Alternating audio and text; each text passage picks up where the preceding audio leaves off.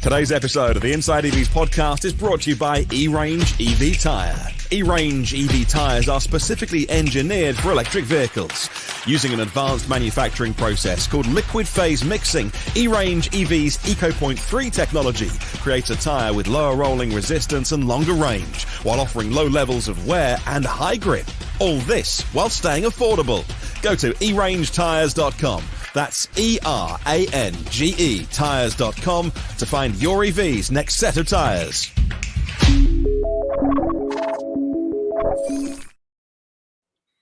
Hello, and welcome to the Inside EVs podcast for May the 26th, 2023. This is episode number 164. Thanks for joining us.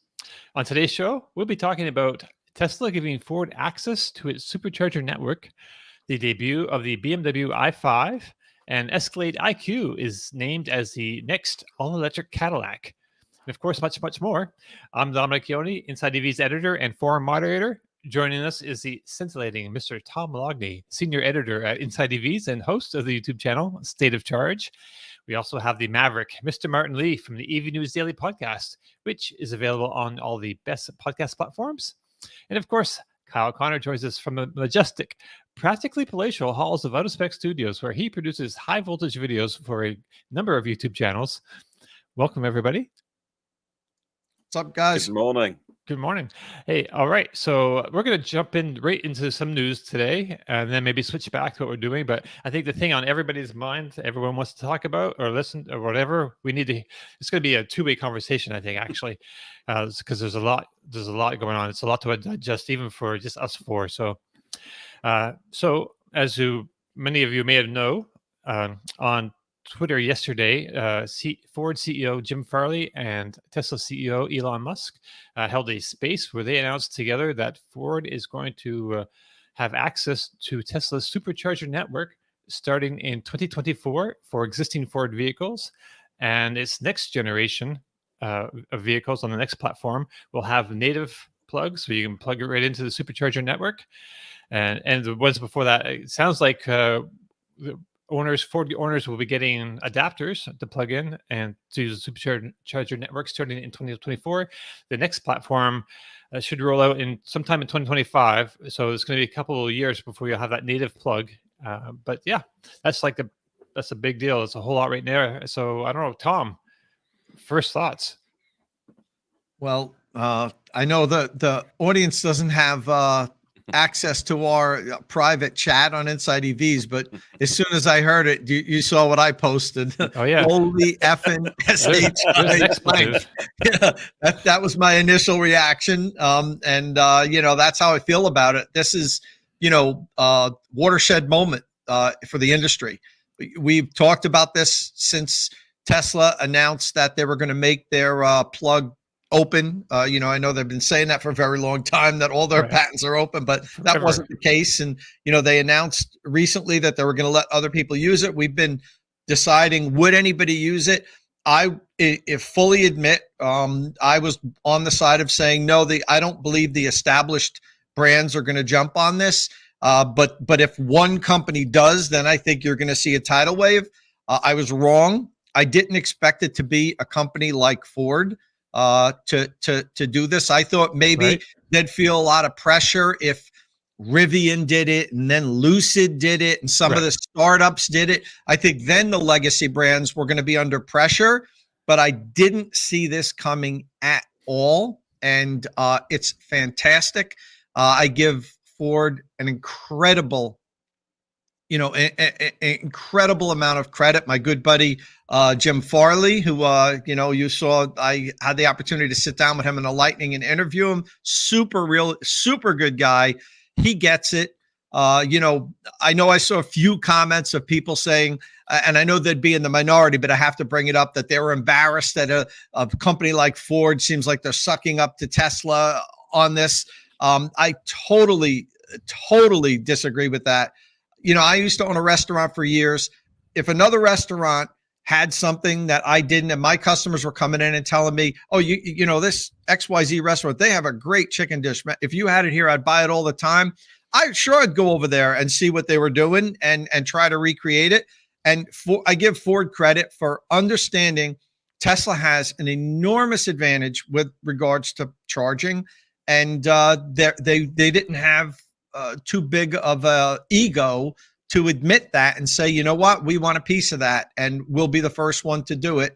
Ford was the first one to announce that they're trying to, let's say, circumvent dealer franchise laws with set pricing. That's still a work in progress.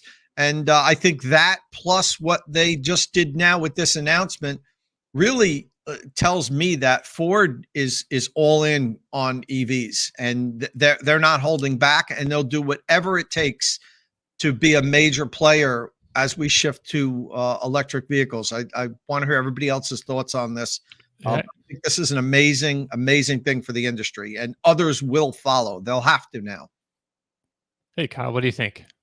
Well, very much echo what Tom was saying. We've been saying since the beginning, if Tesla opened this up 5 years earlier, it would have been way easier to switch. And no question, that's still true. It is harder, every day that went by, it was harder and harder to switch. But as soon as one major player made the switch, and then one more major player made the switch, that's just writing on the wall. We're just, how long is it going to take will be the question until we're all using this. The thing that is interesting about this is not only are Ford fans so excited, drivers of Mach-E, F-150 Lightning, and E-Transit, they are so excited to be able to have hopefully seamless, plentiful charging options.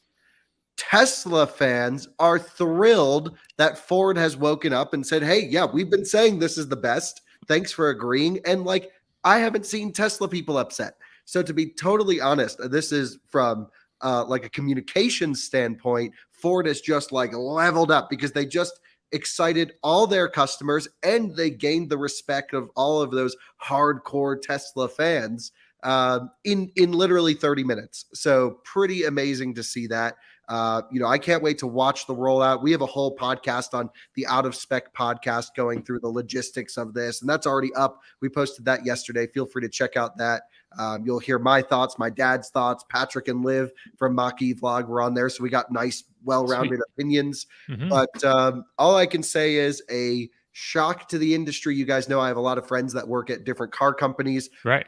I was up all night chatting with them, seeing what they're doing. Of course, I'm not supposed to know any of this, but all I can say is the general consensus is holy smokes, it might actually start the ball rolling inside some of these companies. We'll see.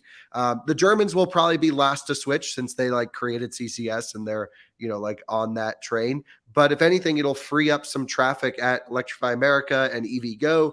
So, maybe this is a great way to actually balance out the usage of the network in the short term. I'm really not finding any problems with this. Martin, it's different charging in Europe than it is here. Yes. It's still not great charging in the UK, but in Europe, it's pretty good. So what's your take on the outside looking in? Because this has no effect on other markets outside North America. Yeah, so Teslas here have the CCS2 plug. It's worth pointing out, and listeners to my podcast occasionally point this out to me. They'll watch this podcast on a Friday. I'm the lone English voice on this show, and the general consensus will be charging stinks, and people will email me and go, look, charging doesn't stink. It's fine. In Europe, it's okay. And they point out that CCS and CCS 1 and 2 have a very similar name, entirely different things, and so they are not compatible in any way. They're not intercompatible. So although they are called CCS 1 and 2, CCS 2 does work very differently, and it appears to be certainly in Europe more reliable and fewer problems than I hear about you guys having in North America. So yeah, you're right. In terms of the big networks, the ones that are owned by the car makers, the likes of Ionity, they're not going to suddenly go to the Tesla connector. Even Tesla has gone to the CCS2 connector in Europe. Like in China, it's gone to the GBT plug. So there is no issue with making cars for different parts of the world with different plugs. Now, and I know we've got to a stage where mobile phones and cell phones, whoever makes, I don't know, the radio chip, Broadcom or NVIDIA does the video, whatever. It used to be, I remember buying iPhones back in the day. Going back even further, remember DVD players had regions, and like you'd get like the wrong region, or you'd get some secondhand DVD and it wouldn't play in your DVD player. And then mobile phones for a while only worked in certain parts of the world. Now I think, if I buy the new iPhone, it's probably pretty much like the one I buy in the UK. I can go anywhere and it'll work anywhere. So I don't think cars have to be like that. I think it's fine. I think you can have Teslas made for China with a plug, for Europe and Australia with a plug, and for North America with a plug. So the question, I want to try and get through all the questions that I've got, and Kyle, you may have answered them on your podcast last night. What I never dug into at the time, and what I haven't looked at since, is the North American charging standard. How much of that is a standard? Because you guys were at the Charin thing recently, which promotes CCS, and that is a standard with lots of voices, of which Tesla are a member of Charin, of which lots of people contribute to. There are white papers, there are working groups, there are people with interests in trucks, and also, how open is the NACS? Is it a standard? Is it ultimately controlled? If Elon wakes up on the wrong side of the bed one morning and turns off all the Fords, can he do that? So how much do Tesla own of the Tesla connector? I never really looked into that at the time of the announcement, because I thought, okay, like Tom said, maybe a Rivian or a Lucid or a Aptera would go with the plug, but I never thought we'd see a Ford the size of a Ford go with that plug. And so now I'm really interested in, hang on, who owns that plug? Who owns that connector? So from my understanding, it is not technically, in the traditional sense, a standard. It's not like a registered thing with, one of the standards organizations. However, I would almost argue like Tesla's got this way more figured out than the CCS standard, because the whole reason Charin pretty much exists doing these things is because their standard sucks, because it leads to, massive interpretation variability on the back end, and it's overcomplicated. And, that was like the way we need to go. And it's so funny looking back on this now, spending time at Charin with Tom, everyone laughing at Tesla, treating Tesla like, you just can't say the name. It's something we need to leave out. And then, of course, there's a few people in the industry who are like, if CCS is going to be the plug, it needs to match the Tesla experience. And it was also pretty interesting. We saw the Tesla folks and the Ford folks kind of spending a lot of time together, and like it all kind of makes sense now, looking back as to what was going on at that event. No one in the industry truly knew this was going to happen. It was kept really nicely under wraps. But I'll tell you one thing, I think it's going to only expand. Could be interesting to watch this roll out. I think if Tesla shuts off, like others from charging at their sites, it'll be interesting. I don't think that'll happen, but I'm always a little bit, pro Tesla in most of these situations. The big question for me is they said they're going to have access to 12,000 superchargers. That's not all of them. Okay. So is it just V3? Just V3s? I don't know. I don't know the answer to which ones. It could just be like it might in symbolic mean all of them. They just wanted an easy number, but I think they might say, hey, here are some of our stations that are fully crowded with Teslas as is, which there are many in California that are just jammed middle of the day.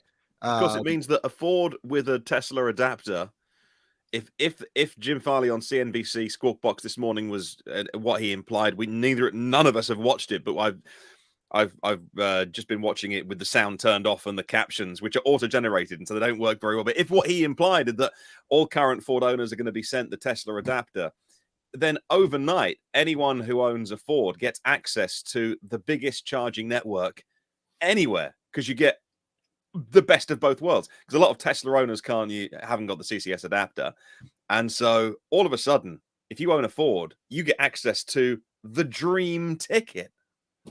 So it sounds like it's just version 3 chargers. You guys were right there. Just seeing that in the comments. Crazy cool. Here's my big question, and Tom and Dom, I really want to hear what you guys think about this.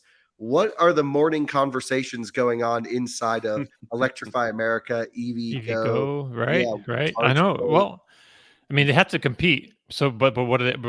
It's like now the future is so cloudy. Like, who's the next? Is GM going to change? Because GM and Stellantis, those are the next big ones, right? As far as the North American market Are they switching next? And so do they need to make to stay competitive? Do they need to also supply, NACS, plugs on their machines? They're not going to throw away. They've got invested billions at this point, and they have, Well, plans. cable swap's easy. That's a couple Right. grand. But they still have to service their existing CCS fleet for years. So yeah, it's kind of complicated. Magic docks, I don't know, but I think the Magic docks on Adapters. Tesla might be the whole Magic dock program with Tesla. I don't have full confidence that's going to happen now. They just might say, maybe we'll just wait for everyone else to switch and save all that money and time and stuff. I definitely think with this, Tesla's not going to be promoting CCS anymore. Right. It was very much touch and go. I think Tesla was like, hey, we offered, come use our stuff. And Right. kind of no one took them up on that. And they're like, maybe we need to offer some CCS. It was also great for them to offer Magic Dock for interoperability testing. It's a great way for them to monitor all of the cars in those regions. They can cycle through multiple cars in different state of charge ranges and make sure they're having no problems charging, which they were having some issues charging. Ioniq 5 comes to mind, some Right. interoperability issues early on. So I think Magic Dock may have been more of a testing thing for Tesla than actually their plan to spread it across the country. Right. I'm curious to see, Tesla, Ford talked about having the NACS plug, a native plug on the vehicle starting in 2025. They can't just eliminate the J1772 and CCS charge port. They obviously are going to have two charge ports. The Ford's making all their dealer networks now install charging equipment, and it's CCS charging equipment. They can't then tell the dealers, all the new vehicles that we deliver to you aren't going to be able to use these chargers that you're spending hundreds of thousands of dollars to install. So, but Tom, they'll just use an adapter. They'll just have a both-way adapter. You think so? Totally. So what you think, Kyle, is starting in 2025, there will only be a NACS adapter on the new Fords?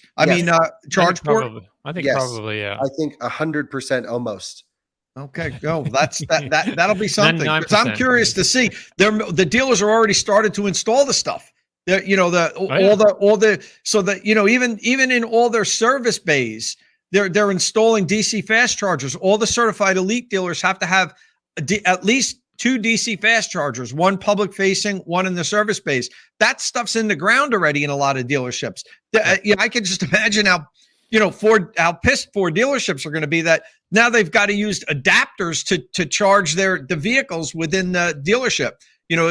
Maybe Ford will say, look, we'll cover the cost to swap out the cables or something like that. I mean, it's going to be a bit of a mess, but it's a much less of a mess now than what it would be 6-7 years from now. So I think Ford made the right step now and said, before we've got thousands and thousands of chargers in all of our dealer network across the country. Before we have millions of EVs on the road, let's do this now. It's going to be painful, and it's going to be painful for Ford, but it's the right decision to make. I think this is amazing. And when you talked about who's going to be next, GM has to do this now.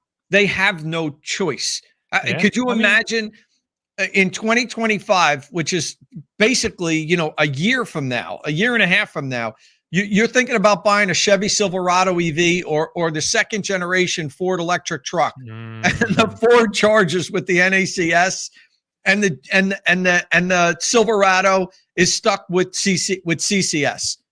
I mean, seriously, that's like, we've been talking for years now about how when we recommend electric vehicles, and I know I've said this, my relative of mine wants to get an electric vehicle that'd be a perfect fit for like an Audi or a BMW, but I can't recommend those vehicles to them because I know at least 2 or 3 times a month they drive a few hundred miles to visit family members, and I know they're going to have problems charging. So my recommendation was get a Tesla because it's just, for the charging, it's so easy. That'll be the same way with people buying work trucks for their fleets and everything.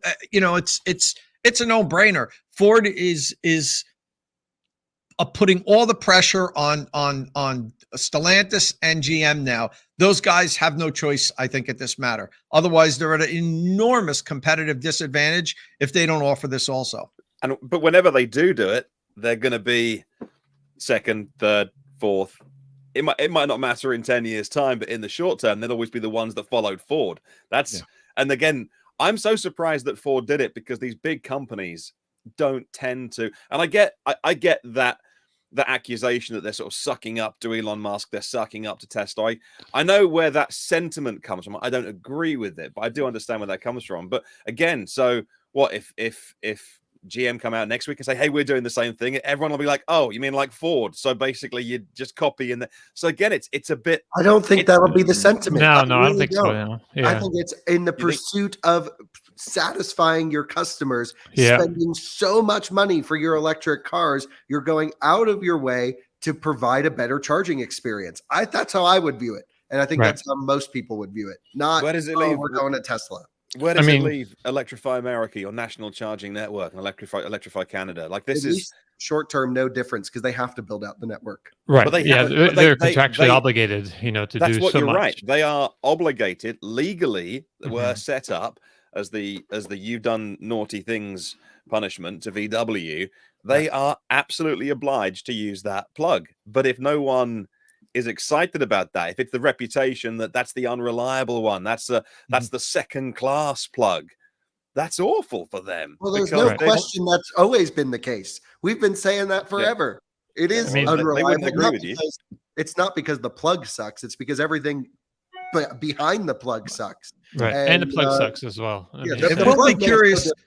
I'm curious to see if they end up and all of the networks end up adding NACS cables and plugs on their chargers. I think they have to. And they have to, but will Tesla allow them to? Yes, because there are already third-party cables on the market just launching. Yeah, I don't think they can stop them. Actually, maybe they did that when they just recently, because I know you couldn't do it. The Tesla would not allow any of these companies to win. So EVgo carved out that one specific deal with Tesla to use the CHAdeMO adapter, but nobody else could do. Everybody wanted to have a Tesla adapter all along, but Tesla wouldn't allow it. But now I guess that they are. The big question in like the world that I'm thinking of is like, will Tesla sell cables because they have their own supplier and it's going to be cheaper and it's going to be higher quality? Or are the cables going to come from the existing manufacturers, Amphenol, Huber Schuner, all of those types of world? The answer is yes. They're all developing Tesla cables right now. Their business in North America will be severely diminished if Tesla sells cables for these units. And I hope Tesla does, only because their cables are relatively inexpensive, at least their internal cost, and they just work and they're thin and they're great. So let's hope Tesla sells cables for third-party networks to enable the Tesla plug. So one thing is this going to be bad for consumers in the end if will pricing or other things be controlled by Tesla? I know there's concerns about that out there. It's always nice to have competition in the marketplace, but for me, I think the Tesla connector is just so much better than the CCS experience that it's not really a competitor, as far as it's just not nearly as good. Yeah. But like we were saying, you could just go down the street to another charging provider who also has the Tesla connector, or just use an adapter and you're able to charge anywhere. I mean, just like if I take my Model S right now, I can charge that car on any supercharger and any CCS station, and a weird one, I can also charge at any CHAdeMO station. It's the one car that can charge on everything. For Ford EVs, for others, you'll be able to charge at any Tesla plug or any CCS plug. And truly, if this adapter does go on sale, it actually doesn't matter what port your car has. You can adapt to whatever you want and plug in anywhere, which opens up the entire charging world to, basically free market competition at that point. So do Tesla get a license fee for every single one of these plugs that gets made? So I've seen big announcements recently from European companies like Chempower, like Alpatronic, the Italian company, all making big multi-million-dollar investments in the US to access that subsidy money. So the charges are going to be made on US soil, and that's all great. So what if they have their meeting today and go, oh, you know what? Let's not make CCS chargers. Let's make some Alpatronic NACS chargers and some Kempower NACS chargers. If every time they want to use that plug, are they paying a license fee to Elon Musk? Can Elon Musk change the change the standard, not the algorithm, Oh. but can they change the code behind it? Is this ultimately still Tesla's proprietary ownership technology? And that's what I don't understand. So it's not like something that's opened up. It's a big decision for these companies to make. The safe decision is to stick with CCS because that's what they know, and that's where there's less risk, because they could make a bunch of chargers, pay a license fee to Tesla to have it, no adapters, very elegant, the lovely cable, the lovely connector on the end. And then Tesla go, oh, we need to tweak the software because that software code is all written by Tesla. So we're going to change it to work with our cars.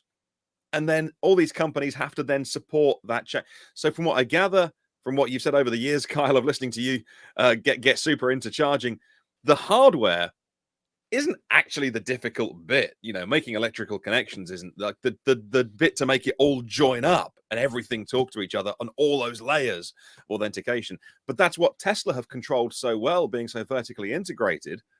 They're almost welcoming Ford into their party. Can they kick them out anytime they want to? Obviously, no, there'll be a contract in place. There's so many questions that I don't quite know the answers to.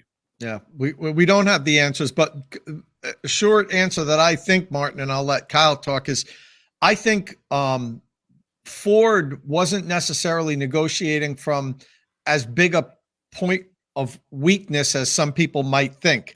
And I think that's because Tesla wanted that first fish on the hook.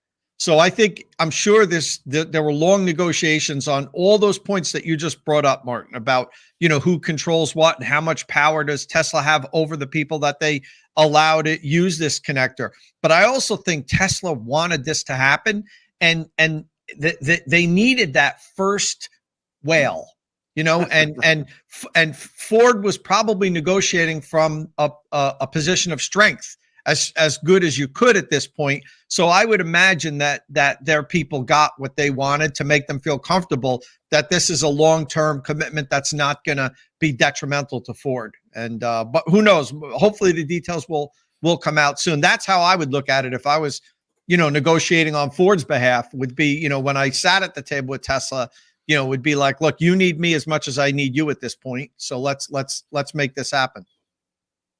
Yeah, Max points out, and the Max patent points out, that's one of your guys, isn't it? That's Kyle? right. Yep. Points out that Aptera is getting overshadowed because Aptera beat Ford to the punch on this, right? No, Aptera has been way too much in the spotlight for never producing a production car. Right. Okay. Yeah. See, I don't want to take the focus off the. Yeah, but Aptera was right. They lobbied for this from the beginning. They were the first ones to get Tesla's attention and retweet and public acceptance that Apteras, if they ever come to market, will be able to charge on Tesla superchargers. The problem is, a car company not making cars isn't nearly as influential to the market as Ford. Right. So it'd be interesting to see, though, if GM actually, like Tom, I believe you think that GM definitely has to do this, but what if they don't? What if they team up with Stellantis and say, actually, we're going to draw a line in the sand here, and we're going to stick with CCS, and we're going to be this coalition of CCS manufacturers. I don't know. What if then Ford's going to be laughing all the way to the bank? Ford's going to dominate domestic EV sales if they do that. Oh, one other question. Somebody mentioned earlier too. How does this impact like a Ford Intelligent Power, like pumping the power back into the house? Is the Tesla connector 2A?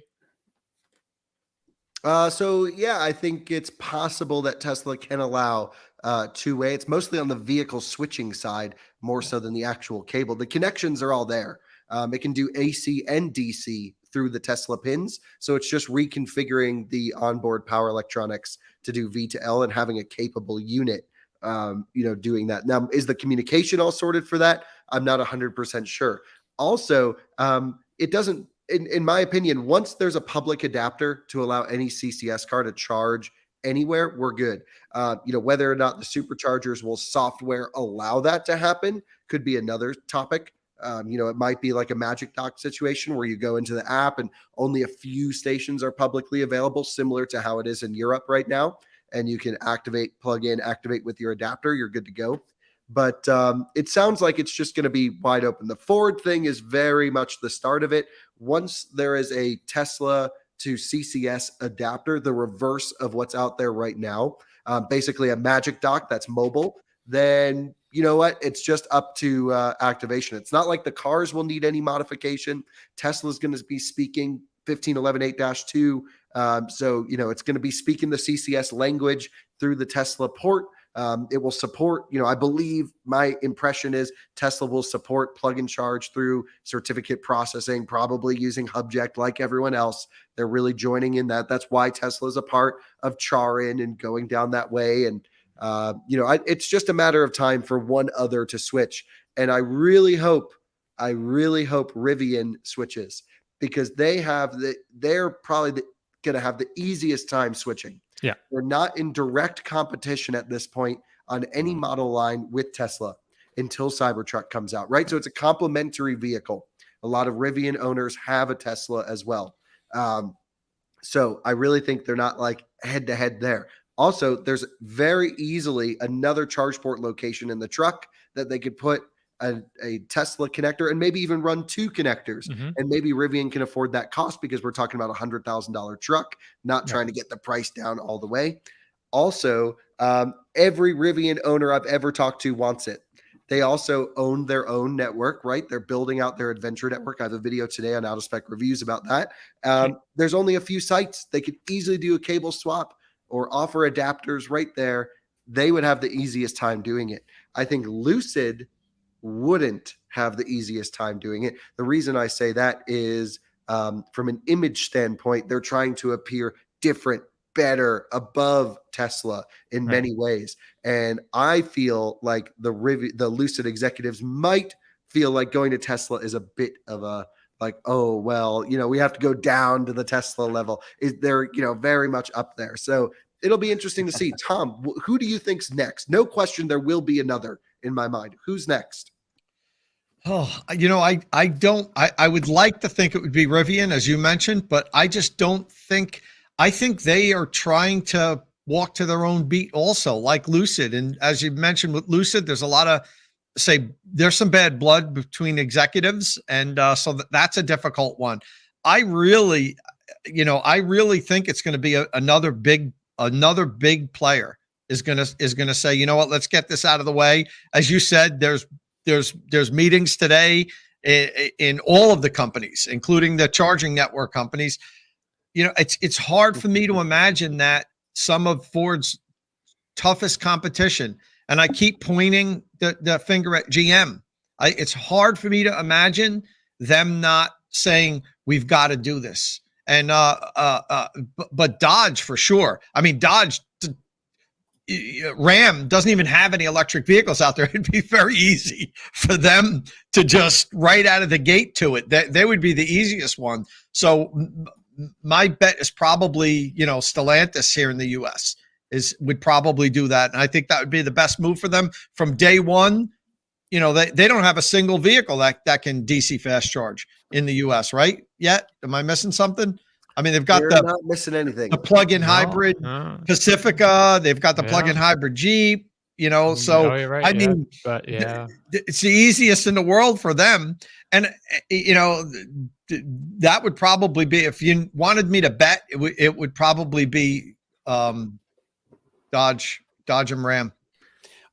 The other thing as well, we talk about these big companies making those decisions, and Ford, one of the oldest, most storied brands, to make such a bold move. It makes you wonder who was having those conversations inside the company. We know that Doug Field, the former SVP of engineering from Tesla, then went to Apple, wasn't at Apple for long, ended up at Ford. And Ford have been making a bunch of hires as well who, don't appear at the very top table, but things like supply chain and, material specialists, all from Tesla. A good friend of this podcast, Darren Palmer, what is he, VP of Model E or something? So he reports into Doug. And then, of course, you've got Jim Farley.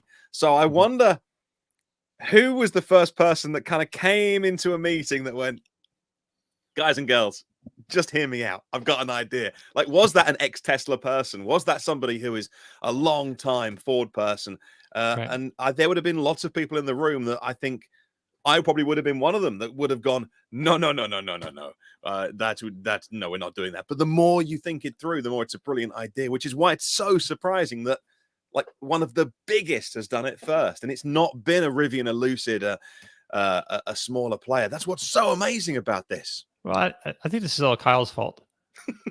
What are you giving him credit for now? Because so I think Kyle has really raised, the profile of this situation with DC fast charging on the road and reliability issues. I think, is one of the loudest voices out there. It gets a lot of attention. I'm pretty sure his name comes up in a lot of meetings, and consumer interest in EVs has actually gone down in the last few months. And the number one issue is charger reliability. Is from what I think I have that. That's what I believe. That's what I've read. And so, this could have sparked a conversation at Ford to say, this is not great. This is, becoming a problem. How do we solve this problem? And the solution is laying right out there, with somebody already having the solution already, like right in front of your face. So it's just a matter of someone up to top with the courage to take risks. And Jim Farley has shown that in the past already with switching to the Mustang Mach-E program and the F-150 Lightning program with that speed and then boosting production. He's willing to do what it takes to succeed. He's not going to sit back and wait for the inevitable to happen. He's, pushing forward. Yeah, but big companies just don't do this. This is what Right. I'm so blown away. Right. Big companies know what they know and carry on doing what they do. And you can look at, Nokia and BlackBerry, look at Toyota. Hey, we make hybrids and they're really, really good at it. But because you're so good at something, right, you don't want to take a risk. This is why Toyota aren't making electric vehicles. What's in it for them? Like they're right. doing all right, thanks. But Ford, number one with the F-150, everything was fine. They didn't need to do this and lead with electric vehicles, take risks like this. And that's I'm so deeply impressed by this move. I think it's bold. There's stuff to work out. I think on the software side to make everything feel native, unless if you've owned a Tesla, driven a Tesla, you know how native everything is. That experience does need to be as close as possible in a Ford. So when you go to navigate to a charging station, if it's a supercharger, it should be as close to the Tesla experience as you can get. And that's a challenge. Okay, Kyle's gonna explode.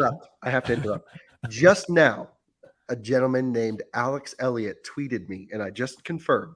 This is currently the Electrify America charging map in the country. These are not, I have coming soon locations turned off, just so you know. Okay. Right. All of those gray dots are offline chargers at this moment, at the start of Memorial Day weekend. Offline? Offline. These are you're all joking. Offline. Sorry, hold on. Let me zoom out. And most of the available ones, he's saying only have one available. And that was a random one that I fat fingered there. But look at this. If I want to go east to Nebraska from where I live, impossible right there. No. Totally impossible. Because EA is the only network. What is going on right now? Look at this. Why are they all out of order? I don't know. So offline? It looks like East Coast looks a little bit better off as we come over to West Coast where we are. It's impossible to go north, south, east, or west from Denver in a CCS car right now. Or north-south from, I'm not sure where they just. Wow, that's ridiculous. So I don't know what's going on, if it's accurate, if it's bad data. All I can say is it's like here, I just clicked on a random one. It says all chargers at the station are currently unavailable. Max is going on a road trip. Max, you may want to take the Model 3. You can come up and take it instead of your Polestar because this is what every other automaker is relying on. And just now on the podcast, it just literally took a, you know what? Look at that. That's literally Pacific Northwest. You can't get around. Wow. Yeah. And if you go to the EV Go app, there's crazy. you know there's just a lot of blank space. It's taken forever for them to build out their network. They have no corridor. They had Right. you know, EV Go is doing it, you know, the sort of free market way, if you will. They're installing them in places where there's going to be consistent throughput in Right. inner cities. But even then, like, you can't get around on EA around here. Or sorry, EV Go around here, because Right, look, we right. got our big hub in Denver, and then the next one, Salt Lake City. It's like, good Yeah, luck we have getting nothing it here. over. Yeah. We have no EV Go within. I don't know how close the nearest one is. Wow, that's crazy. So just absolutely insane that EA, right in the middle of this podcast, just went. And this big Whoa. weekend, you know, when everybody's going to be driving. Hopefully they get back online soon, or it's a glitch and they are online. It's just the app are showing it offline, because that's bizarre that so many in that area would all be offline at once. That's crazy. I can't imagine they're all offline. And the ones that are online are you only saying one charger each, typically. Hopefully they just lost communication and they're working and they're free. You know, when they lose communication, that's they're goal, free.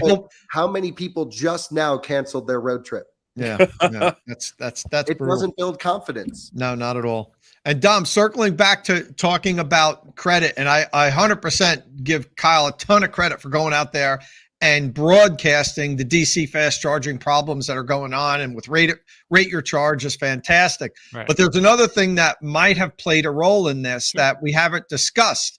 You know, Ford has that group of people called the Charge Angels that go out, and all they do is drive around this team and review charging stations. Now, they don't make it publicly available like Kyle does, but they're gathering all this data.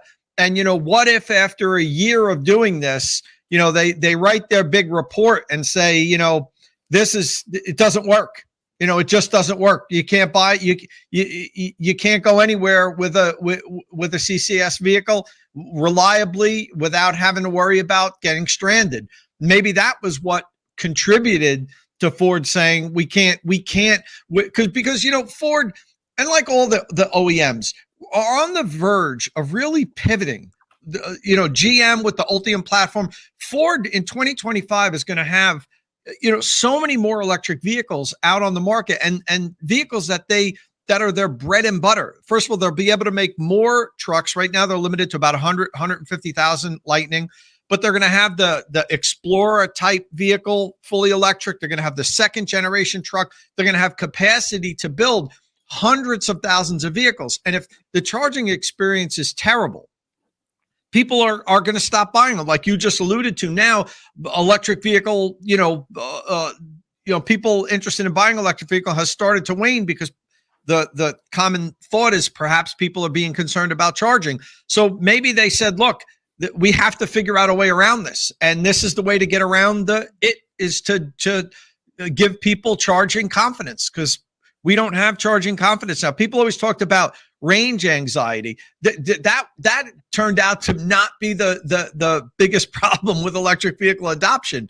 It's charging anxiety. Right. So you know, this could be a way to get around it. They might have decided they just have to do it. Have a look at the quote from Rebecca Tanucci, who is Tesla's Senior Director of Charging. We've spent the last 10 years building an industry-leading charging network that enables freedom to travel and provides charging confidence for our Tesla owners. Cool, that's pretty standard. We're excited to deliver on our mission to accelerate the world's transition to sustainable energy by welcoming Ford owners and other electric vehicles who adopt NACS. Like they know. That's right there in the press release that was sent to all the media last night. That's right there. As Tom says, there's another big one to come very soon. They know that. It's right there in front of us, and others who adopt it. Well, it's going to be pretty interesting. I think if in the next week we have another, like a major player make the announcement, because they need to move fast. You know, they might as well move fast. If it's inevitable, this change, then there's no point in waiting. You know, unless they just want to try to negotiate. But I think the time for negotiation is kind of over. You know, Ford's done that, and they're going to have to take the deal that Ford's got at the very best, basically. So Yeah. I guess we'll see next week on next show. My local Electrify America, So- one out of 4 stations working right now. 1 out One of 4 working or available. Available. Okay. 1 out of 4. There could be people charging, I guess. So then, Well, it would say unavailable or it would say charging. One out of 4 available. No, but if you scroll down, which one are you looking at? Tallahassee? Yes. Okay. Chemical Village Commons. But if you look at if you Oh, okay, I scroll see, I down a see. little bit, Right. It's got one CCS kind of. but it says in use and then available, and unavailable means offline. So it says 2 Okay. unavailable and 2 available. Right. Yeah. One is in use, one is available, and one is unavailable.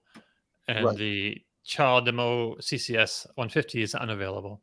Right. So 2 are offline, 2 are online. Right. And actually, what's funny, mine shows something different for your site. no. Oh, really? Yes. Wow, that's mad. What? That's mad. Mine shows 2 unavailable and 2 completely free. Oh, Wow. Am I that looking at is the right site? maddening. Yeah, Kimco Village Commons, right? Oh, how can they so different things? I don't know. Why is data so hard? This is stupid. Everything Wow. by me seems to be working. Everything's up So you're in this on- area. You're on. Well, Yeah. that's just because you're there, Tom. They got to keep you happy. Let me go down to Tallahassee and see Go what look what at mine you see. reports I'm on tempted that. to drive over after the show and kind of see what the heck's See if it's going on. working So or not. mine is 2 of 4. 4 is unavailable, and 1 is unavailable. 2 and 3 are available, is what mine's saying. Oh, that's crazy. Wow. So, yeah, 2 and 3. That's like mine, Tom. So I'm Um, thinking it must be one brand of charger that has just completely left the chat room. It's just a guess at the moment. I got to see Yeah. what's going No, I on. think ours are pretty standard. We have 3 comments, or 3 cabinets are the same. I think they're BTC. I have a picture. Oh, of my- actually, it's not the case because there's both ABB and BTC units offline with Signet units online. Oh. Of course, our local site's online. They really fix our local one whenever there's an issue because they want me to stop complaining about it. that's not gonna happen. Although there was only 1 working at our local one, 3 unavailable, not charging, 1 available. What? So this is the one by me. Whoa. Or it's just, So- at least we know it's bad data. So for all we know, it's all perfect. But this is not how you build driver confidence. Right. Exactly. Yeah. Whichever way it goes, it's none of it's good, and change is coming. So yeah, my last my job for this week is to really investigate NEVI funding, which I know not enough of. So people in the comments have mentioned that NEVI funding is specifically it's written down specifically CCS. Whoa, Baker, California, 1 of 12 available. That's How can got to they be a even say the data problem. station's online? What? Man. There you go. Number 5 online. Everything else dead. Oh no. Meanwhile, you got a 40 stall Tesla Supercharger right next door, and they're expanding massively behind it. It's Right. over. Sorry. It is over. GM should do this Yeah. by the end of the day. Yeah. If they don't do it before the weekend, they've missed the boat. I'm going to call Haas So- Hassani this afternoon and see if Yeah. he'll give me an interview. We're gonna see if Oh, my let's try to get goodness. to. Haas, come on. I know you're watching. I'm gonna push. Comment. I'm gonna ask GM if they'll have somebody on our show. We've been talking a little bit already Yeah, we about don't having want somebody. just somebody. We need Haas on the show. Okay. Haas is awesome. Yeah. Okay. We'll push for Haas. And I'm Okay.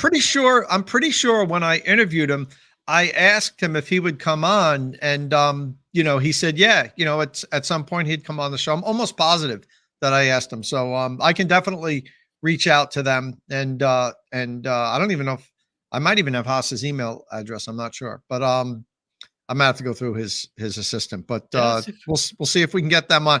But now knowing this, if they're not ready to make a decision, they ain't coming near the show. Right. That's true. If That's they're true. not ready to announce something, Or they're not coming on. Or if any player, anybody out there who if you're, with Stellantis, or you're with a charger network like EVgo or Electrify America, or if you're like a charger builder like a Tritium or a Kempow or what have you, how does this impact your business? If you want to come on, I guess it'd be a great guest to have, right? Just to talk about this a bit more next week.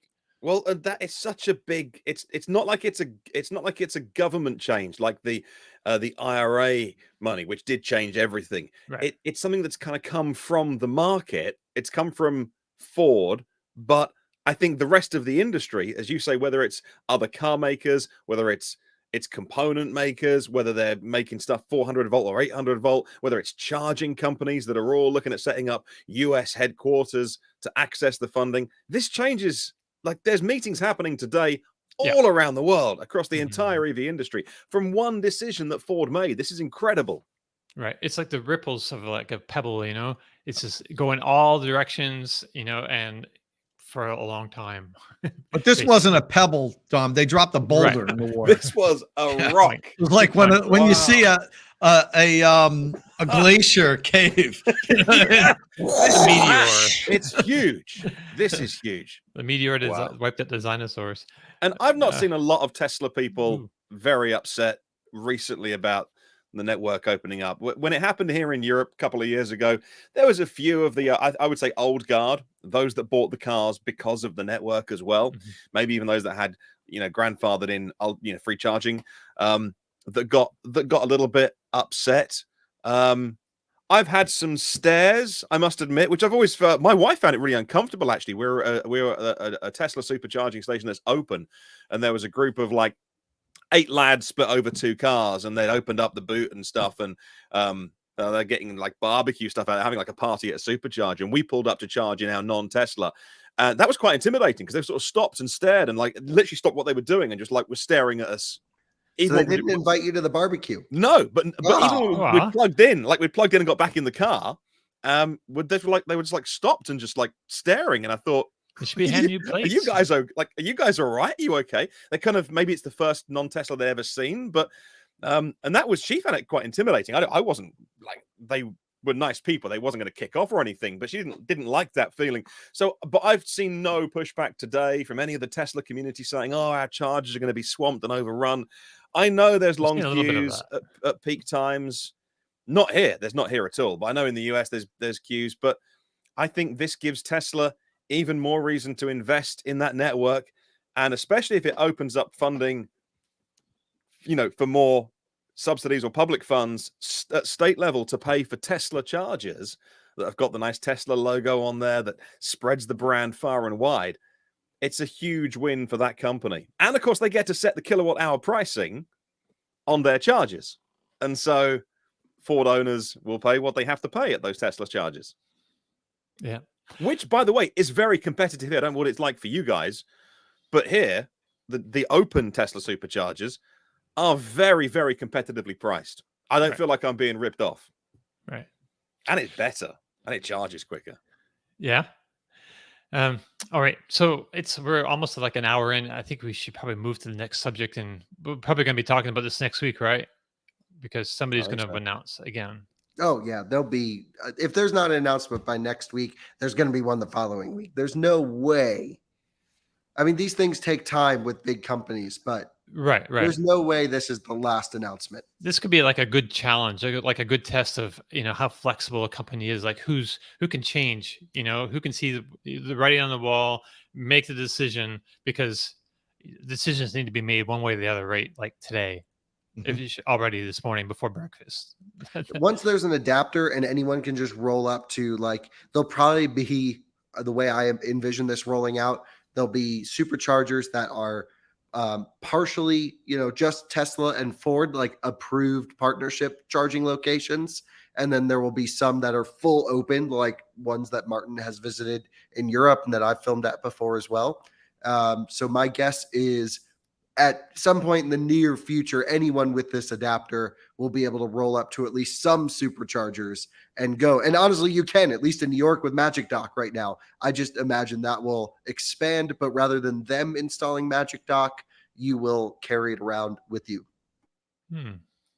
Interesting. Well, lots happening, but let's switch back to what you guys have been doing this week, and go over that and get to the rest of the news. There's a bunch of stuff we need to talk about, so we won't spend a whole lot of time, I guess, on our things. But so Tom, you did your Ford F-150 Lightning tire comparison, all season versus all terrain. I think you told us you were going to set this up last week. Did you give us the results, or? talk about it last I week? think I might have quickly glossed over the results, but said the video is coming. I don't really Okay. remember if I announced it, but I mean, Right. everyone probably would have figured out that the all-season tires were going to outperform the aggressive all-terrain tires. I had the BF Goodrich KO2s on for the winter, and I did a range comparison with my R1T, and then I took them off, and about 10 days later, I did the exact same course with the stock General Grabber all-season tires. And to no one's surprise, they outperformed the KO2s. They finished up with, I finished up with 8% more battery and 22 estimated miles further. So 22, 25 miles more on a, full charge. The difference between a pretty aggressive tread. The KO2s are pretty aggressive. Right. With real deep tread, and that's what really increases rolling resistance. And so that's that was I did that so people could kind of get an idea of what they would expect if they put an aggressive tread on the truck. The two things that I seem to get a lot of people asking me is for that, like how much of a range hit am I going to take if I put aggressive tires on this? And also a lot of people ask about the tonneau cover. How much range would I increase if I put a nice flat tonneau cover on the back? Right. I mean, other than towing and payload and stuff like that, those are the two things that I get asked a lot about. So maybe at some point in the future, I'll put a tonneau cover on and also do back-to-back range tests. But for those watching on YouTube, Martin just pulled up a graphic I made with comparing the BF Goodrich KO2 tires to the General Grabbers. This is a course I drove. It was about 256 miles, and we ended up with 1% state of charge on the BF Goodrich KO2s and 9% state of charge when I was done on the General Grabber all-season tires. So it's a significant amount, but it's pretty much what I would have expected, somewhere between 7 and 10% of a range hit, and it came right in there, 8%. So no big surprise, but it's always good to confirm your suspicions by actually performing a test. So those are General Grabbers. That's a pretty. It's not a very sporty tire, right? So what if I'd like to see a test with that tire maybe, and like a sport tire, but maybe the Rivian R1S isn't quite the right vehicle for that test. But well, no, this isn't the Rivian. This is with my Lightning. The Ford, right? Yeah. So I'm not so sure that a lot of people put summer sport tires on a pickup truck. Right. I was just trying to go with what the average person might use. A regular all-season tire that is kind of supposed to be able to handle any type of weather, even though all-season tires typically mean no season tires. But they try to do a little of everything, and they don't do anything great. But the most people with a pickup truck, if they don't replace them with another all-season tire, they'll do some type of an all-terrain or something that gives them a little bit more bite and even looks better. I think a lot of people put them on just because they look cooler on a pickup truck. True. So, that's, I seem to have a lot of people ask me for that. And a lot of people said, thank you, for this. And they appreciated that I did this back-to-back test about 10 days apart, just about same temperature. It was 3 degrees cooler when I did it with the General Grabbers. Same wind, same course, same traffic. So it was a pretty good test comparing them. Right on. And so this week you also had a video with Mike Teskey of ChargeWay, his CEO and founder. Just I guess you ran into them at the I'm not sure what the event was. Yeah, that was at the New York Auto Show. Okay. So I actually had this shot a while ago. Okay. And I just got around to editing it. ChargeWay is it's more than an app. It started out as an app to help people understand charging. I think Kyle did a video on ChargeWay a while ago. And basically Matt's approach is trying to simplify charging by creating a numeric scheme depending on like the power of the charging station, and also color coding it. Red is Tesla, green is CCS, blue is CHAdeMO, so people can easily identify which charging stations they should go to. Oh, that's a blue station. I can't charge there because I charge on green stations. Now with the Tesla thing, you might have to create like a purple, and that's for cars that do both. But in any event, it has expanded beyond the app, and now he has these kiosks that get placed in car dealerships. That's what you're showing right there. It's a beacon kiosk, they call it, where people can just use this and learn about charging, where the charging stations are, what power levels mean, and it'll even adjust for temperature and speed, so you can estimate your driving range right at the dealership. It's a helpful sales tool for salespeople that don't really understand range and charging. If this thing's sitting in the showroom, they can say, "Oh, let's walk over here and I'll show you." If you're going 50 miles an hour, you can expect 200 miles of range. If you're going 70 miles an hour, you can expect 170 miles of range. If it's 5 degrees out, that's going to take another 20 miles of your range off. So I think it's one of the best assets of this is that it does help car salespeople better explain charging and range. Right. Okay. So Kyle, this week you.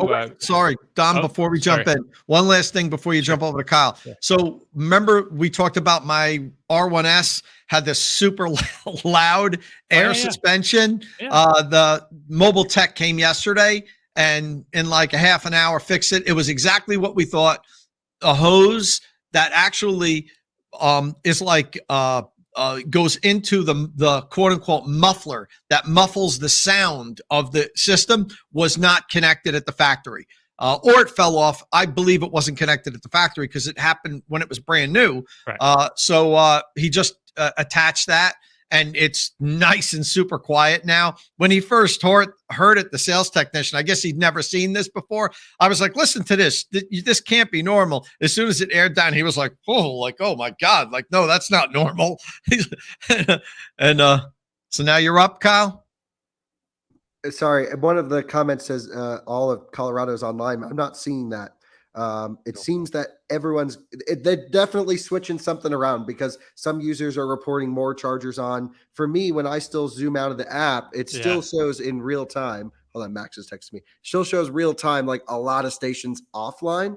Here in Colorado, there's 1, 2, 3, 4 locations that are offline, but that's certainly a lot less than before.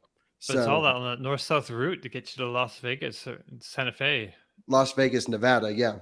No, sorry. Las Vegas, New Mexico. Excuse me. Oh, that is different. Las Vegas. Right, New Mexico. Right. Right.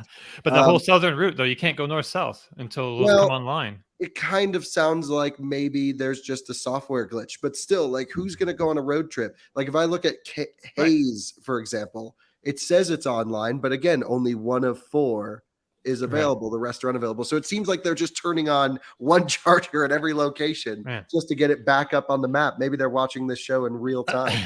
One by one. I don't know. But it just is like, okay, you can't build a network off of whatever software platform they're using. Right. This is terrible. So let's talk Genesis at least for a second. Yes. Genesis electrified G70. You talked about it a little bit last week, actually, but your video went up this week, your full review. So I just wanted to mention at least for sure that it was up there now, that people can watch that review. Anything else that you wanted to say, takeaways that you didn't mention last week? Yep, and I think we actually got it wrong in the thumbnail of the last podcast. It's a GV70. GV, so right? There might be just a G70, perhaps, if they choose to do a non-SUV version, maybe at some point in the future. I don't know. Right. But it is a G80, right? Is it electrified G80? Right. So G80 is the luxury sedan, down from the G90, but that's fully electric, the G80. Right. They have a fully electric option. But so the GV70 the same thing with the GV70, right? Say that again. So they have that same kind of situation with the GV70 as they do the G80. Right. They have a G70 and a GV70. Yeah. So did you drive this before you drove the Audi Q8 e-tron? Yes. So that's a nice way to get out of one car. Well, comparable cars. How did you feel about those cars? You almost back to back them in a way. How did you feel about that? Yeah, pretty much back to back them. I mean, so the maxed out price of a GV70 is the starting price of a Q8 e-tron in our market. Okay. So Q8 e-tron's another, big step. If you want to get comparable massaging seat, sound, all that stuff, you're 20 grand more for an Audi, Q8 e-tron. Both don't have like the best efficiency. And so, Right. but the one thing that the GV70 does have is really like the value here. In my impression, some of our audience disagreed, which I always love to see their opinions. I thought for $74,000, which again is a base e-tron iX, is more money. You're well below those luxury cars. You get a ton of tech, the fastest charging, 240 kilowatts. It's the same as Ioniq 5 EV6, same battery that's in those cars. You get a great drivetrain. It's actually fast. Like, it is pretty quick, and like did everything you need a car to do. Now, for me, it's not my kind of car. I'm not going to it was sitting out there all week. And the only time I really drove it was when I was either testing or reviewing it. I didn't say, oh, let me get in the Genesis GV70 to go to Starbucks this morning. I was like, let me jump in something else. But if you have to have like a long commute and you're not going to go on major road trips or anything like that, I mean, it can charge really well, but we see the state of our charging networks, of course, and it's not the best for everyone to do it. I'd still go on a road trip in a CCS car now and make a video about what it's like. I think that'd be kind of fun. This weekend, do it. Man. I can't. I'm getting my wisdom teeth pulled out just after this podcast, so I'll be out. Good luck with that, man. Well, I'm going to do a car review, coming off of anesthesia or whatever. So I think we have the BZ4X. I was like, Alyssa, you got to drive me there in the BZ4X so I can review it fully drugged up. Kyle, so hate to interrupt you, but in 3 hours after this podcast, I'm having a molar pulled. So it cracked. It cracked during the week. It's split in half. So I have to go to oral surgeon, and they got to cut it out. So it's not going to be fun. Yeah. Oh man, we'll both be laying down on the chair at the same time. That's right. Yeah.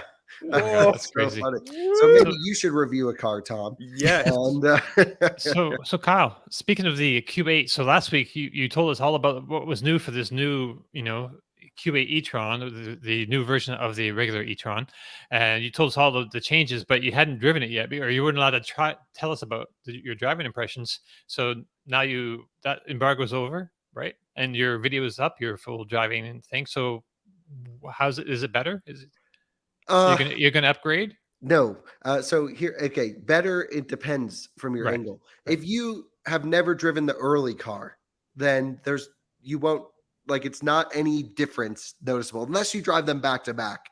You won't feel the differences. It's a lot of steering, has changed. It's a much quicker steering rack.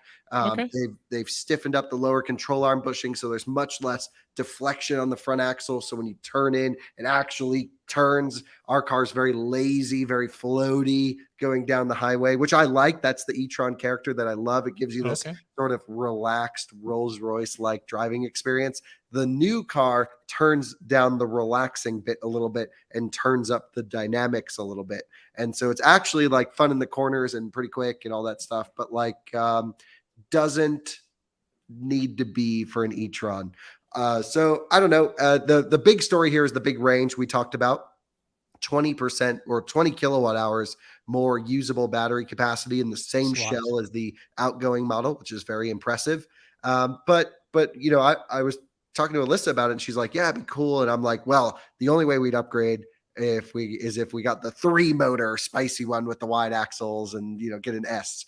And then she's like, yeah, but like I drive 2 miles an hour to go to yoga in this car. Like, we have fast cars. If you want to, you got the Plaid, which is already going to be faster than this. So like, there's no need. So we're going to keep ours. She'll keep driving that. And, it's a great car. It always has been. It's just better. If you're in the market, go for the new one. You're going to really appreciate the range. But if you already have one and it fits with your driving style, there's nothing glaring here saying, oh, you got to upgrade to the new one. If anything, it sounds like at some point in the model run, they took out like the big subwoofer in the back, because Audi told me the system's unchanged, the sound system from 2023 to 2024. But that got in our car, and I was like, this is 1,000 times better than what I heard in, the newer cars. Right. And you like that bass.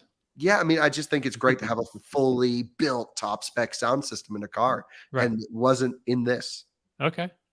It looks good in that Sportback, though, I got to say. No. Yeah, I'm not so sure. It looks like a sedan, but it's hard to tell. But it is a big car, but it's got the sedan kind of shape. Yeah, I was looking at full size. I was looking to see if the used prices had dropped because of the new one out, and they haven't really here yet. But there's amazing how many of the Sportback ones are on the market. Because I wouldn't get the Sportback one. It looks pretty cool, but if you're gonna get one, get a full size one. And then I'm surprised how few are on the market. The used ones, I reckon it's a ratio of 8 to 1 or maybe 7 to 1 in favor of the Sportback. So clearly people have been ordering that and buying it, or maybe they're just selling them because they don't like them. I don't know. There's loads on the market. It's quite hard to find the proper e-tron or the full-size e-tron. Interesting. But the prices haven't really changed with the new one coming out. Give it 6 months and we'll see how that's changed on those ones. But in the US, they've tanked here. Have the they? outgoing models, yeah, like significant. I'm trying to think. When we got Alyssa's car, we bought it used, certified, pre-owned. It was a 2019. It only had, I think, 15 or 16,000 miles on it, something low, and we paid 72 grand for that car. And now I think if we were to sell it, we'd get high 40s, something like that. Wow. Yeah, I think. Well, the what is holding their value really well is the Q4s, and so but that's not comparable. Like, if you want that car, then just go buy an ID4 and save a ton of money.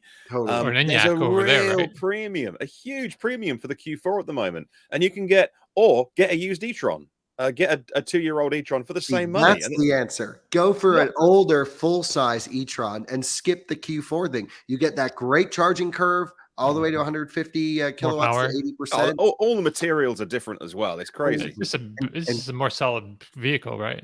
Especially in the used market. Go for a top spec full-size e-tron where you get the double glazing and the nicer materials and the massage seats, because then you're like driving, A8 level stuff in a $45,000 used car. That's the one. All right. Yeah. So hey, if you don't need massive range, or you don't mind the inefficiency, and you're going to pay a bit more over the ownership of it charging. This is so funny. So Mach E-Vlog is researching the Electrify America situation. What's They're happening? on the phone. Patrick and Liv are on the phone with EA right now, and they said the EA rep has no idea why their app is showing stuff offline, but she's researching. So, in real time. Thank you. Yes, that's great. So keep us updated. But that's, Thanks, this paints a very representative picture of someone today planning their road trip this afternoon. Right. I mean, it's just not acceptable. The fact that you even have to plan a road trip is crazy, but God, that is great. And then like situations like this, where if you have like one location down, like the FPL, Florida Lights and Power utility has like, and Tesla has this as well. They'll bring in a trailer with a portable, mobile charging unit. You can't put those, I don't know if Electrify America has one of those, and they definitely don't have, the bunch they need to fill up all these grayed out spots, which, oh, man. Yeah, anyway. FPL, give them huge props for building that sick mobile trailer with the DC fast charger. That's not cheap. And they don't get credits for that because it's not in the ground. So that's out of their own pocket. Right. But that's them, looking at the customer experience and trying to make it good, because of the reliability of the cabinets or whatever.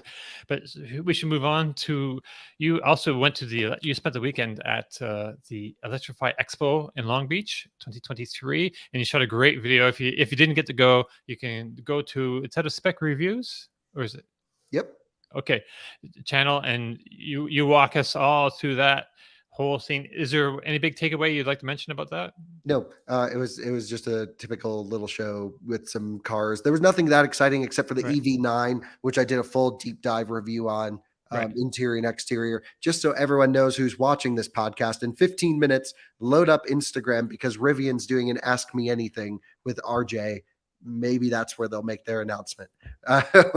Definitely, I asked the question, when are you going to switch? I know they got inundated, so I hope RJ at least touches on that. Right. So yeah, Electrify Expo, really good time. Saw a ton of viewers, really cool, but it wasn't like anything new or exciting. It's really a showcase of, the cars we review and talk about on a daily basis. There's a lot of micro mobility products. So, rather than going from dealer to dealer to dealer to dealer to test drive, you can go and drive everything in one spot, sit in all the cars, and talk to even some corporate, employees from the automakers.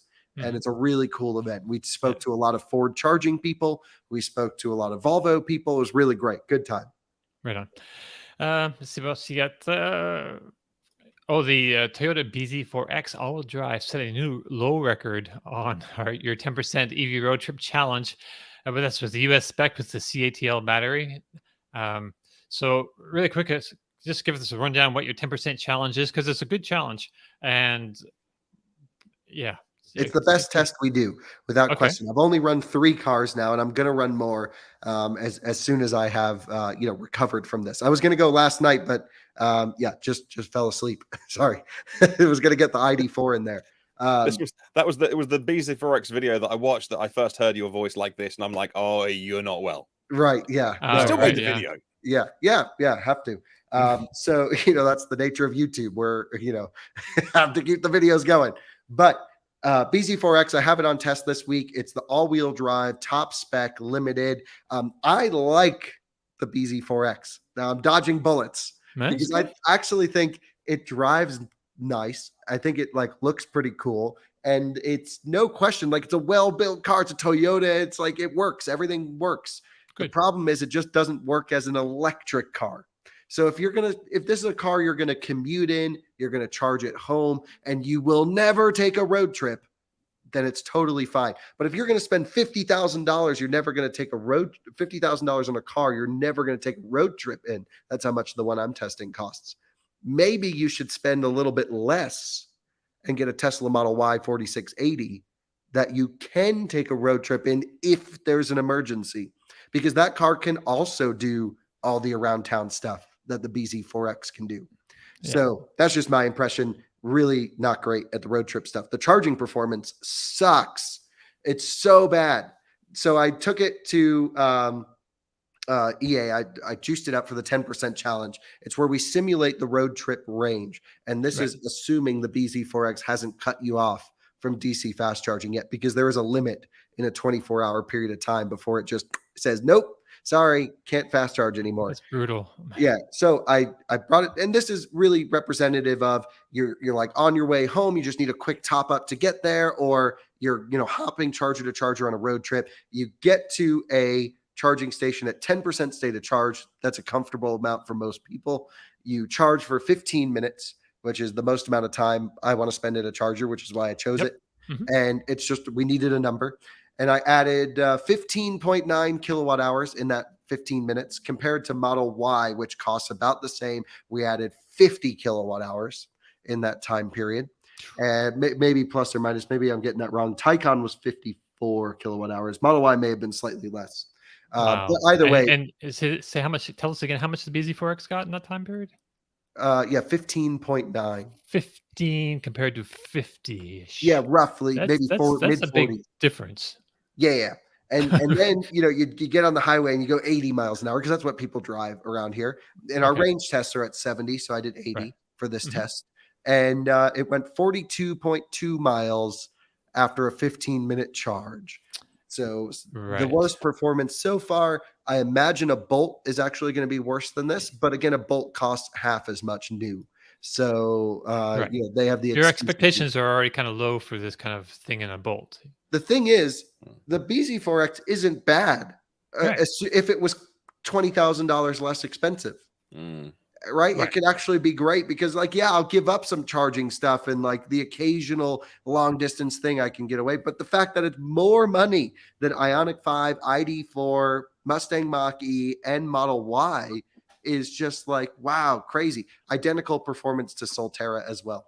I didn't believe this when you first said it, and then Björn Newland in Norway said it, and it can't be true. You can't limit how often you can charge electric cars. So this is the support.toyota.com website, and it says DC fast charging should be limited to 2 cycles of charging, low light to 80%, which is a weird phrase, and then there's close parentheses, which there isn't an open one, which is all very odd, per day throughout the year. So it's really not clear that it says we limit you. It just says it should be limited to 2 cycles of DC fast charging. Right. And we're going to do that for you.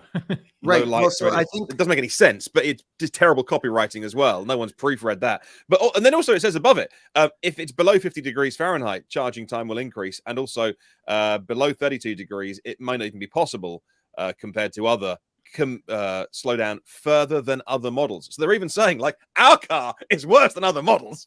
But this is the official site. So yeah, I mean, absolutely true. You can't DC fast charge it. You can't road trip it. yeah, no, so definitely can't road trip it. And again, when these are used and when they're 10 grand, they will be the buy of the Go buy one. century because buy one. the battery That pack could be is next going to week. feel zero stress. You know, do whatever you want to this car. Your Toyota's put all the buffers in there for you. Yep. So Yeah. this is 100% a great car, just priced incorrectly. Therefore, we have to evaluate it in the context of its price. Right. But in 5 years from now, when we're doing a used EV series, this might be the one to buy. Yeah. If it's cheap, if it's cheap. And Kyle, a Bolt might actually match this in your challenge because it will pull in less energy. It'll probably get around 12 or 13 kilowatt hour, but the efficiency is much better. True. So it might match this. You know, we'll see soon. I should be getting my Bolt soon. Yeah. You can do it You know, if you yeah. want, I'll do that. The 10% challenge for you, and you can put it up on your Great. I'd your love to channel. see that. I'll record that video with a new Bolt. That's awesome. When's the Bolt come? Oh, it's built, so Right. I'm expecting it a couple of weeks. Okay, right on. All right, Yeah. so we should move on. We get to But the price, is ridiculous. You want to compare the Bolt to the BZ4X? I mean, you know, I'm maxing out all the incentives here. The thing's costing me $16,800. That's it for a new car. Wow, man. Okay, so in news, let's talk a little bit about some news real quick. We got 10 minutes or so. I guess we can go over a little bit, but the 2024 BMW i5 has debuted, so that's a kind of a big deal. It sits on the Claire platform, the CLAR platform, which allows it to be produced in both battery and internal combustion versions. So I just got some bare facts kind of laid out here.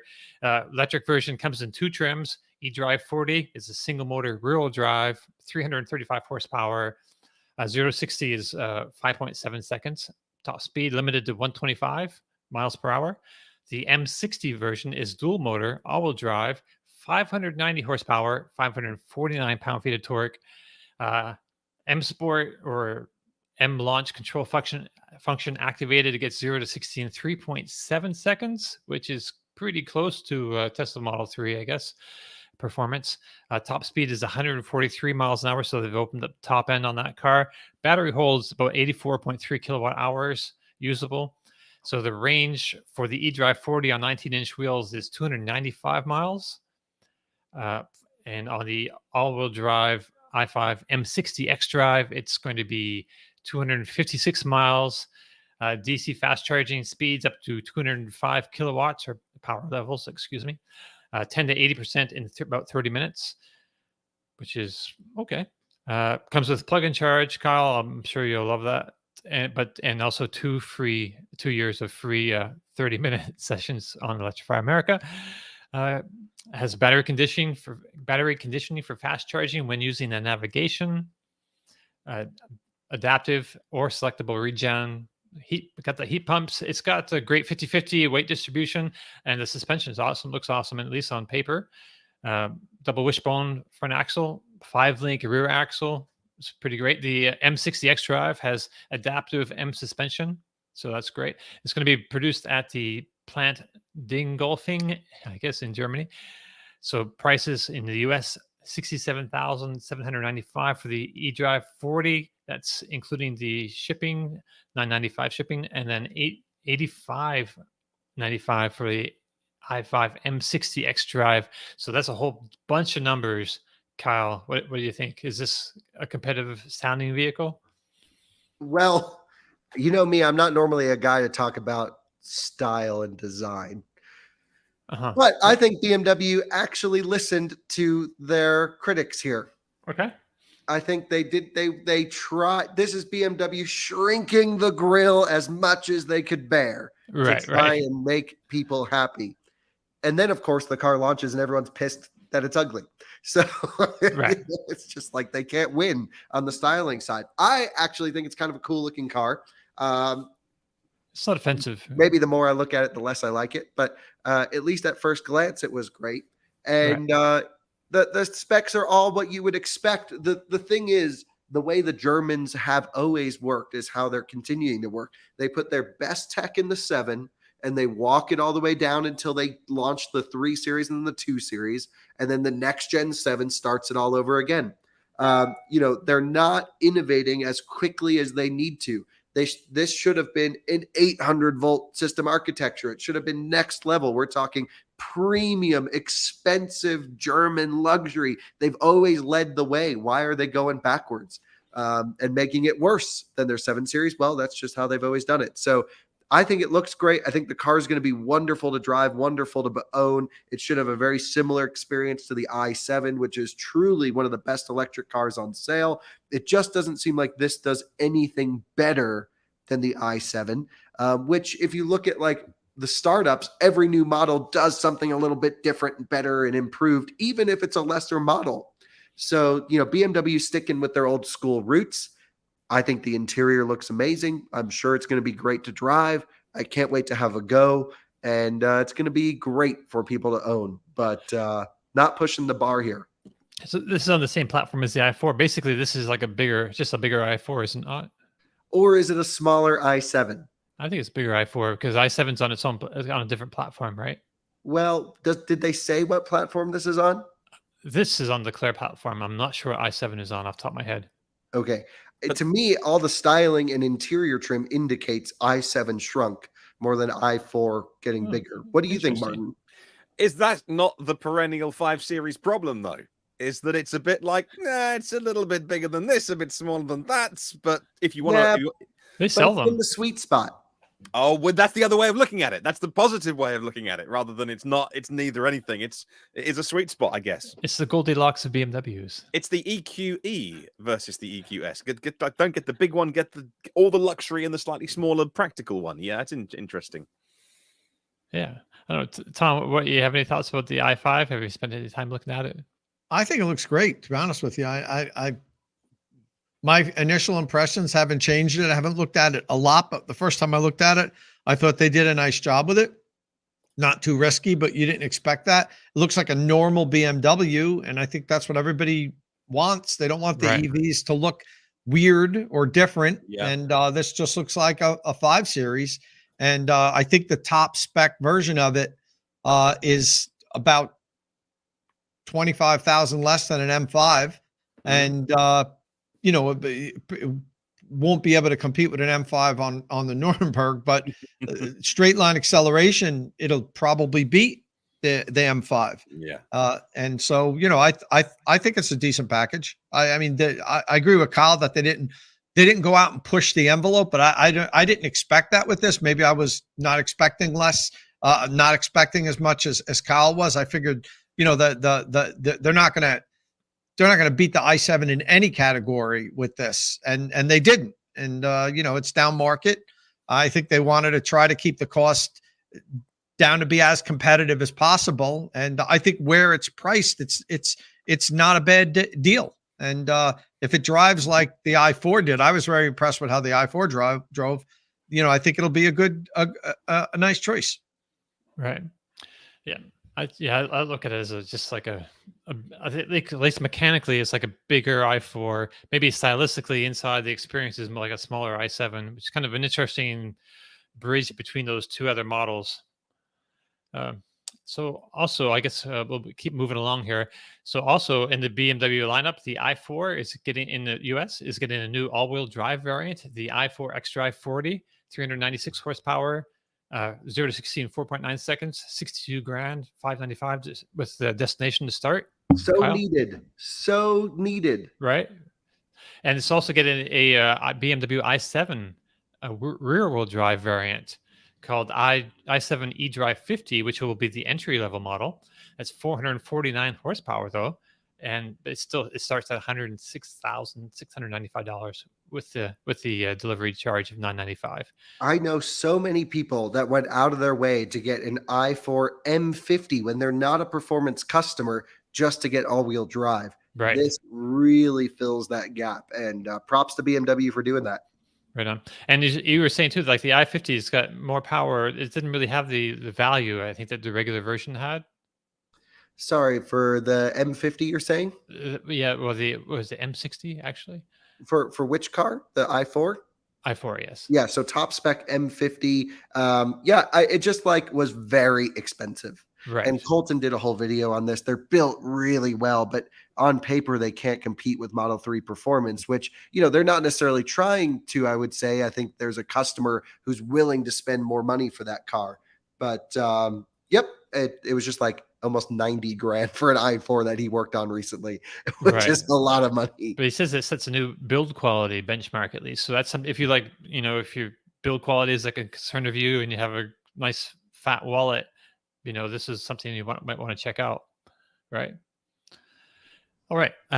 Just moving along in news. Oh, we should mention earlier too that Ford, they announced that they have their 3-row Explorer coming in 2025.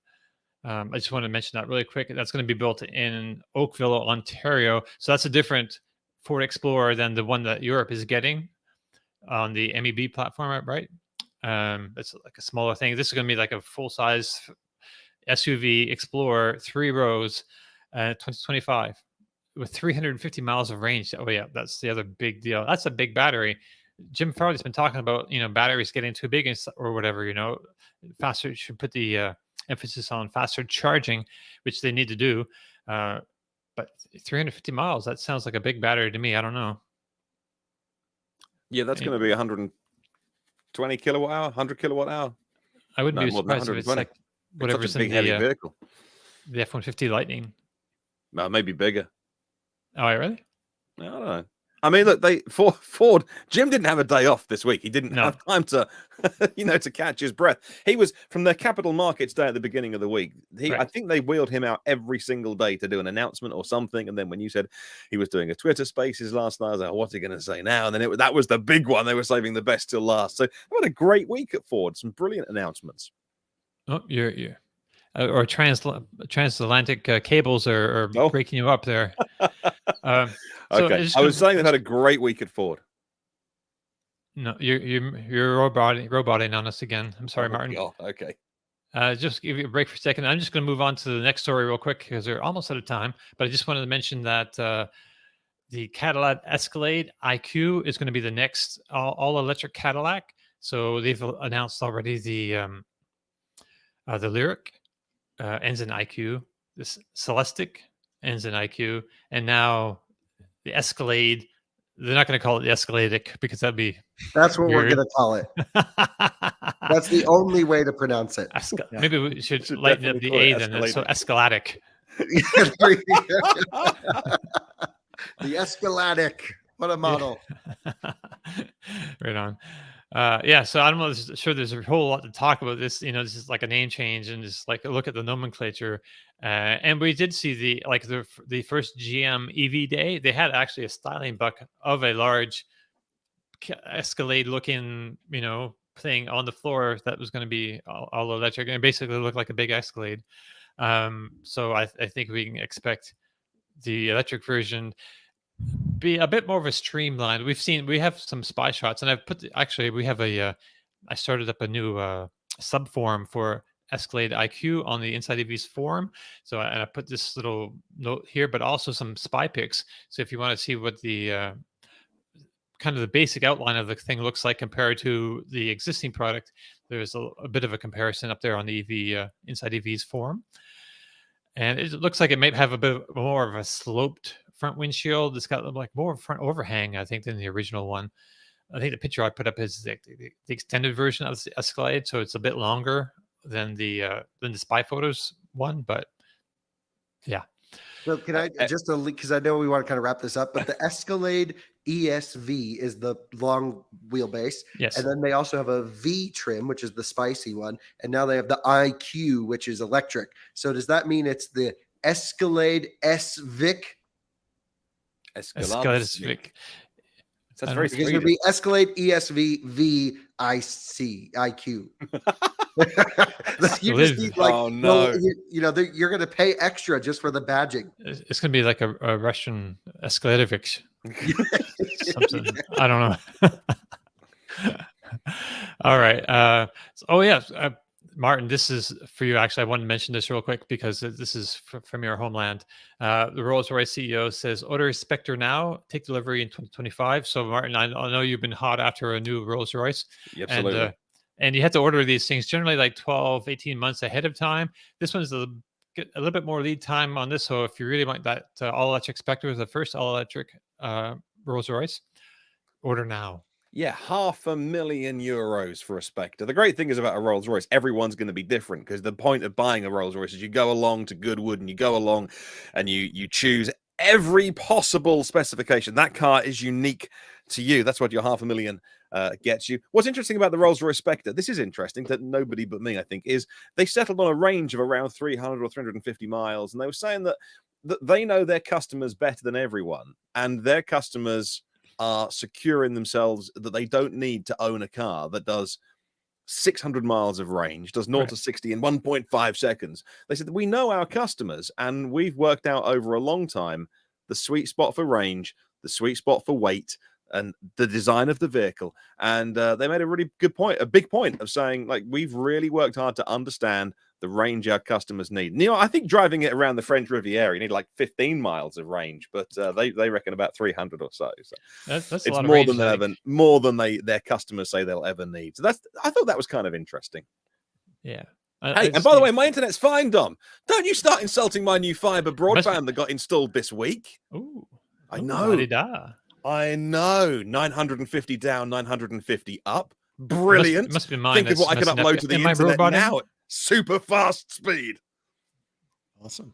Hey, it's great. I'm very excited about You're it. all roboting on me. I'm not sure. Oh, what's going on. stop. So it's your internet. It's your end, It's that Dom. Tallahassee trash that you're working with. Yeah. Tallahassee, how long you been here? Trash. Fiber connection up to the internet now. I'm paying through my nose for it, and you're like, oh, Yeah, no, I don't know you're a if robot. I'm afraid. Am I what? coming to Oh, there he goes. The Tallahassee trash strikes again. That's the perfect right. result. That's the perfect result. Okay. Am You're I back on now. now? Is You're everything back. cool? Okay. I figured it was me. Right. Let's go. So I guess that's just about it, except unless you want to talk about the Caterham EV7 concept. No, let's get No, wrap it up. I gotta go. Okay. Yeah. Okay. Yeah. I gotta You get tooth pulled. Oh, no. I'm so sorry for y'all. That's like, Well. that's, oh my God. I'll be thinking of you. You'll be in my thoughts. And You prayers. don't want to be thinking about us. Oh. Okay. I won't be actually. No, don't try and picture that.